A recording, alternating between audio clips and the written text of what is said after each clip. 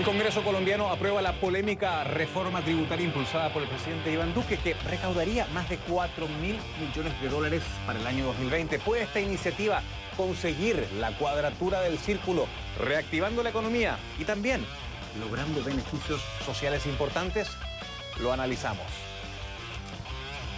Vamos de inmediato con Bruce McMaster, presidente de la Asociación Nacional de Empresarios de Colombia, la ANDI, que nos acompaña desde Bogotá. Señor McMaster, Joseph Stiglitz, el Premio Nobel de Economía, ha dicho en una serie de artículos en el periódico El Espectador que reducir la tributación a las grandes empresas no necesariamente garantiza el aumento del empleo y que cuando se lleva a cabo una reforma de esta naturaleza, el hueco fiscal debe llenarse también con otros impuestos. ¿Lo deja a usted satisfecho esta reforma? Lo primero que yo diría es que esta reforma es en realidad el reemplazo de la reforma que habíamos aprobado el año pasado y que fue de alguna forma declarada inconstitucional por la Corte Constitucional. Es básicamente el mismo paquete que le permitió a Colombia crecer el 3.3%, mientras América Latina crece el 0.5%. Lo único nuevo que realmente trae es un paquete social que incluye algunos beneficios especiales, uno de ellos destinado justamente a generar empleo entre los más jóvenes. De manera que yo diría que la reforma ya la conocemos, ya sabemos cómo funciona, produjo crecimiento este año, pero además tiene el paquete social que es muy importante. Sin embargo, se dio en medio de toda esta discusión de las protestas de toda América Latina, lo cual sin duda la volvió polémica, como usted lo ha mencionado. Sin lugar a dudas, en teoría esta reforma apunta al crecimiento y apuesta a generar empleo, empleo juvenil, usted lo decía, disminuye también la carga fiscal a las pymes, apunta a mejorar la situación social de los jubilados, pero ¿no es incompleta esta reforma de cara a las demandas sociales que pide una parte no menos importante del país?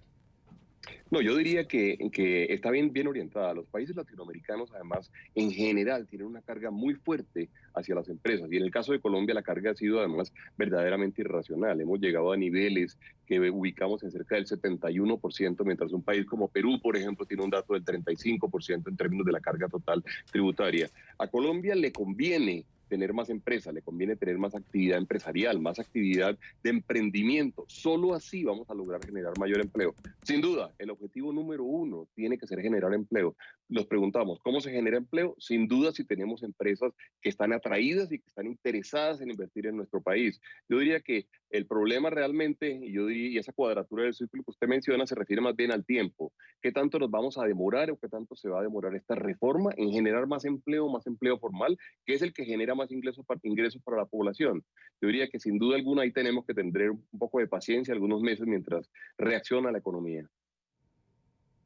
Ahora, ¿cómo se le pide precisamente paciencia al ciudadano de a pie, que es el que está protestando precisamente por mejores empleos y evidentemente una calidad de vida? Y se lo pregunto cuando vemos que este fenómeno de la falta de paciencia por parte, digamos, del ciudadano común y corriente frente al divorcio de la economía global y las democracias es un fenómeno global.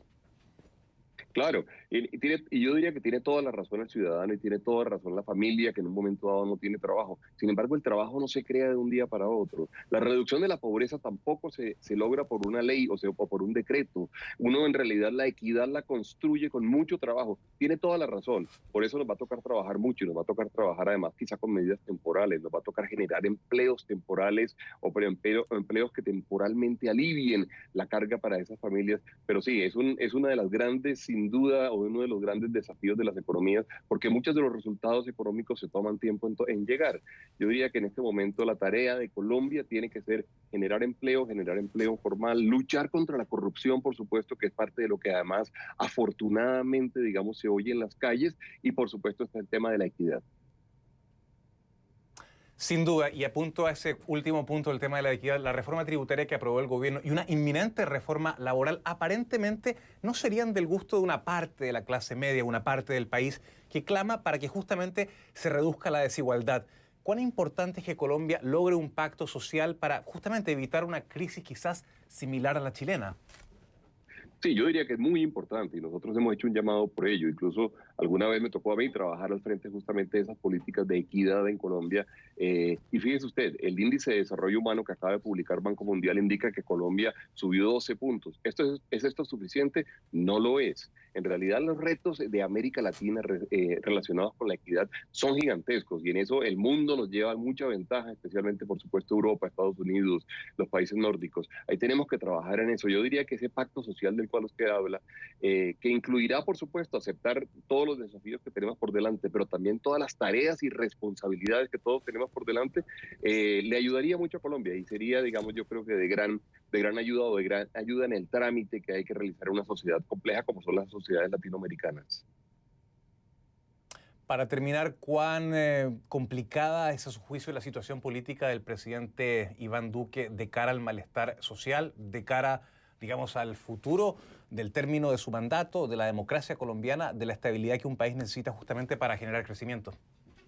Yo le diría que el trámite que justo se acaba de dar esta semana alrededor de la reforma tributaria nos da unas buenas luces alrededor del tipo de arreglos políticos que pueden eventualmente conducir a beneficios para toda la población.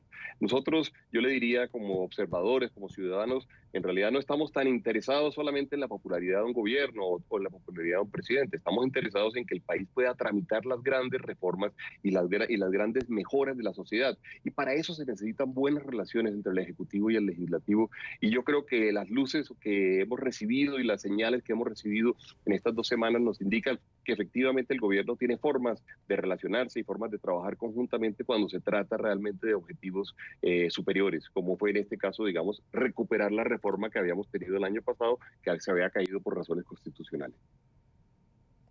Y no hay que olvidar a la sociedad civil, que si bien es parte del Parlamento, por supuesto, porque está representada formalmente por él, de alguna manera siente un divorcio Sí, con quienes sí. la misma sociedad ha elegido para que los represente. Gracias a Bruce McMaster, presidente de la Asociación Nacional de Empresarios de Colombia, la ANDI, que nos acompañaba en vivo desde Bogotá.